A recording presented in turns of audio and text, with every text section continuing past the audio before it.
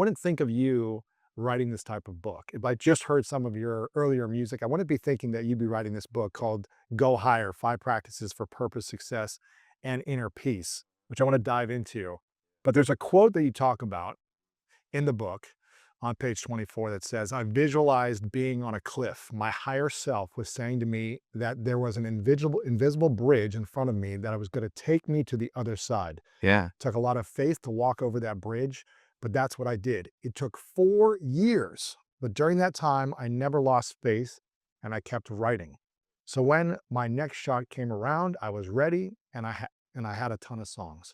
I was asking the universe at that time to provide me with the people who could help me get to where I needed to be, as well as people who I could find a way to help as well. I wanted it to be mutually beneficial. Now Always. this is powerful, and I wanted to start here Right. because the thing you say is I visualized being on a cliff. I visualized, and this is a time where you'd gotten signed, but nothing was happening for years. Happens to so many artists like that. So you're excited, something is big. I just got signed. I'm going to make it big. The next thing I do, it's going to happen. But 4 years, essentially, Mhm. nothing's happening. Right. And I'm curious, how did you learn to trust in the universe that you would manifest something when there's nothing happening for years? How did you continue to trust the invisible bridge that would take you from where you are to where you want to be? Well, you can't trust everything you see, but you can trust everything you feel. You feel me? So it's one of those things where I didn't know how it was gonna happen. And I think that's one of the things we don't have to worry about all the time is the how. I think we get racked up on those details of like, how is it gonna happen? How? But if you feel it, if you trust it, then you also have to let it out in the world and know that it's gonna happen at the right time. You just gotta prepare for it. So that's kind of like was always my mentality. And even like in my early music, like I do make like a lot of fun music, party music, but I always have a sense of like my essence of my spirit in some of those songs too. Like, even songs like Bounce Back or even one of my first songs was I'm gonna make $1,000,001. And it was like still like manifestation, but it was Really? like, yeah, it was like I was applying it to like my stuff, but I also was just like having fun with it. But I think that's important too to have fun with it. I was blessed to have like all of these guardian angels, like my mom and a lot of my friends, and just like I feel like God and the universe and all of these things that if you believe in it, they talk through other people or through instances or a song you hearing or I'm really one of the first books that really taught me to pay attention to the omens was The Alchemist. And it's like you got to pay attention to the signs and the omens. And when you are grateful for that, when you entertain it, when you get more energy to it, you act like a magnet. You magnetize it to yourself. So it's like that is, just how I think. And I think that however we think is the truth. There is no right or wrong way to do things. There's no right or one of the biggest misconceptions is like, I don't know how to meditate. It's like there really is no right or wrong way. It's really just about you believing in it. Absolutely. I was just talking about before we jumped on our mutual friend Mike Posner. I was just FaceTiming him and I said, tell me something about Big Sean that most people don't know. And And what he say? he said, He said he has a real huge heart. exactly, yeah.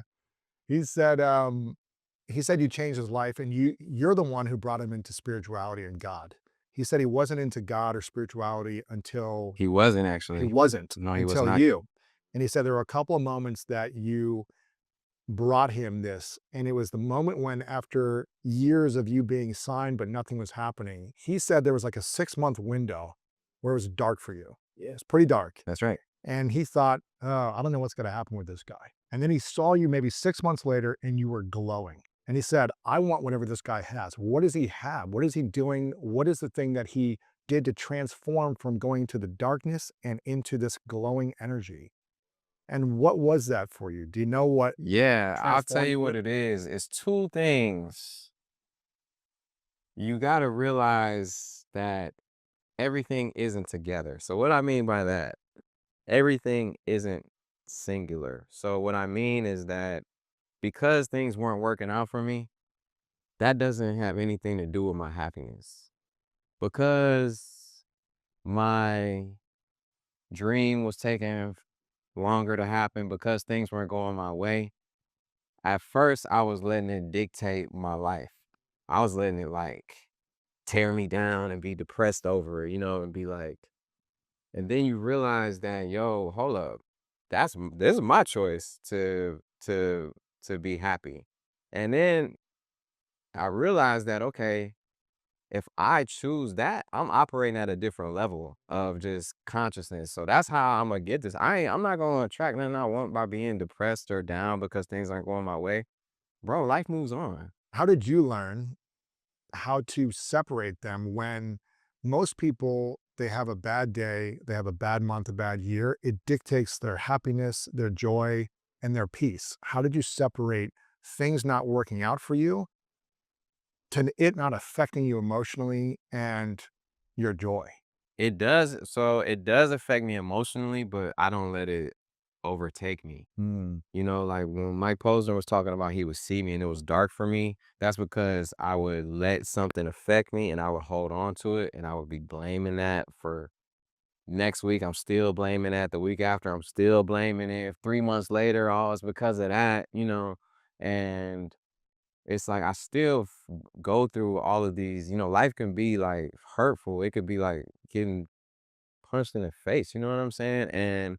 But the thing is, I don't let it linger. I still might be hurt about something. I still may be disappointed, but it's like that's the point of it. It's like it teaches you something. You always learn something from these situations, and you come out and realize that okay, that was just a moment. Now I'm on to the yeah, next moment. You yeah. go ahead. It's like when you look at the greatest people uh in category, all right? So let's pick like Sport. Denzel Washington, right? Or Will Smith or whoever. It's like say they have a awesome movie and it does well. Say they have a bad movie and it flops. They're not gonna be like, I quit. It's over for me. Mhm. They're gonna be like, all right, we on to the next one. What's the next thing? And I think that we have to remember that life is just full of all these amazing moments.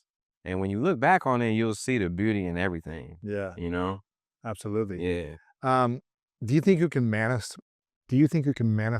your dreams from a depressed state energetically? Can you manifest your dreams from a depressed state? It depends on if the depression fuels you or if it cripples you. Just like stress, there's eustress, which is a motivating stress, and then there's distress, which is the stress that makes everything harder. And so I feel like you can use any aspect of life as an opportunity to get to where you got to go. You know what I mean? So I'm sure there has been times where depression has fueled someone. I'm sure there's been times where depression has led someone to the end of their life, obviously, and like so on and so forth and everything in between. So I do think depression can fuel you. It just depends if you're aware that like, okay, my thing about when you feeling bad or have anxiety or depression, to me it's an awesome indicator that you're just not aligned with what you're supposed to be doing right now. So it could be an indication that, hey, I'm meant for something greater. I'm meant for something more. I'm meant for something better, as opposed to like life sucks. Yes. You know what I mean? Thank you for watching this video. If you want more inspiring clips like this, make sure to click right here to subscribe and click right here to watch that next video that is specific to support you in your life.